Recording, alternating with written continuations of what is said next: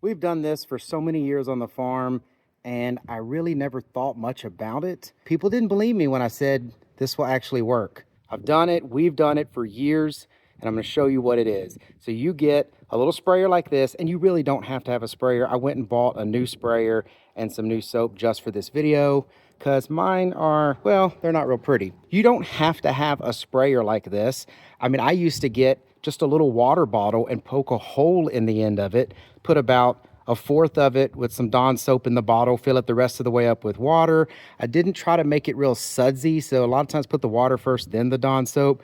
But put your hand over the hole, kind of move it around a little bit, not too much shake up, but get it all stirred up really well, and then you can just squeeze that thing. Now, there better not be a huge nest, and I'm going to show you, we get some really big wasp nests out here. But if you're going to do it with like a little hand bottle or even a small cup, some people just do it with a cup. If you're going to do that, you know, it shouldn't be huge, because if you don't get them all, they're going to still be alive. This right here has worked really well. My dad used to just keep one of these in the shop. So when the wasps would build their nest out on the overhangs and everything, he'd hit them with this and they'd be gone. All right, so I filled this 1 gallon container with probably 3/4 of a gallon of water. I put the water in first because if you put the soap in first and you put the water in, it's just going to make a bunch of bubbles and overflow. You need to get a lot of soap in there because it needs to be pretty thick with soap and water. You don't want to just lightly soapy. What the soap does is it gets on the wings of the wasp and everything and just makes it where they can't fly away, and you're less likely to get stung. So you want it to be, you know, a good lather almost of water and soap when that comes out of the sprayer. So I'm probably going to put from here maybe down to here of Dawn soap in there, so that way it gets a really good mixture, so that way when you spray them, they just drop straight down. So then I buy these larger packages like this because they're, you know, the best value when it comes to the amount of soap for the price. Another reason I like these bulk packages like this isn't just because, you know, they're cheaper that way, but it also is a lot easier to just pour in.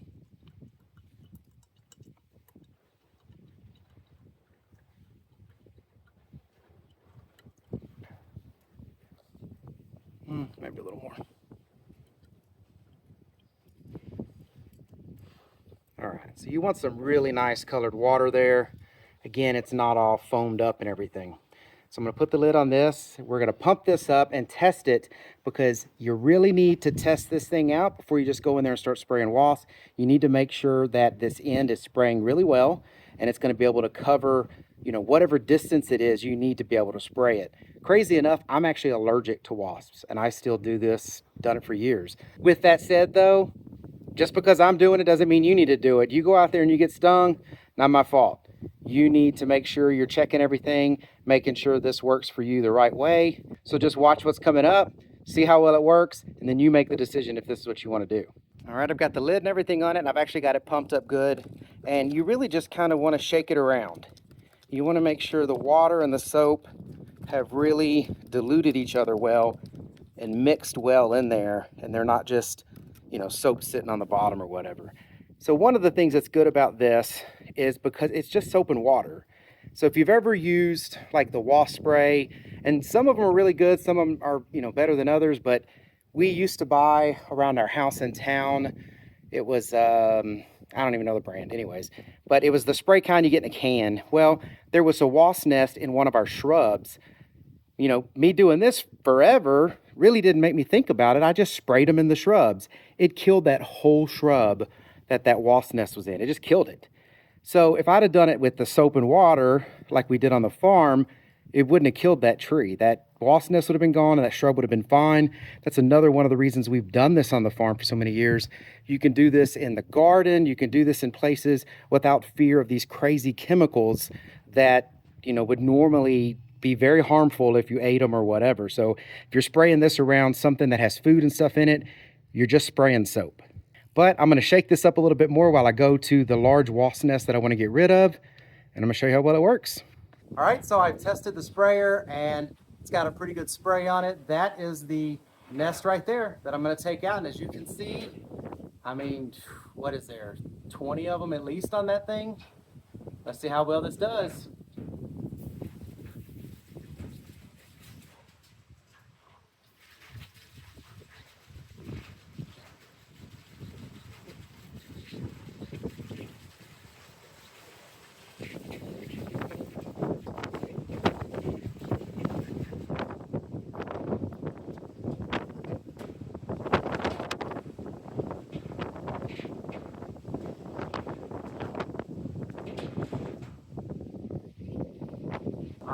mean, you can see right there, that is the wasp nest, and there's a couple wasps on it.